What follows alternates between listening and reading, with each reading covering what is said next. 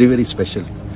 నాకే కాదు, ఫ్యామిలీ అందరికీ ఇది చాలా స్పెషల్. నా బంగారు తల్లి, నా కోడలు మొత్తానికి నా కల నెరవేరించి నన్ను తాతయ్యని చేసేసింది. మా ఇంటికి వారసులు రాబోతున్నారు త్వరలోనే అంటూ పుట్టబోయే బిడ్డ కోసం అయితే ఇంకా ఎమోషనల్ అవుతూ వచ్చేసాడు అక్కినేని నాగార్జున గారు.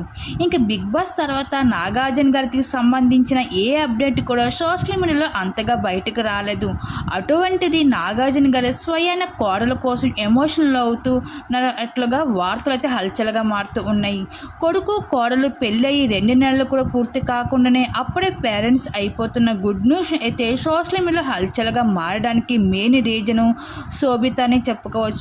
శోభితకి పిల్లలంటే చాలా ఇకపోతే శోభిత ఎప్పటి నుండి కోరుకుంటున్న బాలీవుడ్లో బిగ్ ఆఫర్ కూడా తన చేత పట్టేసింది. కానీ శోభిత ఏ మాత్రం ఆలోచించకుండా ఆ సినిమాకి అయితే రిజెక్ట్ చేసుకుంటూ వచ్చేసింది.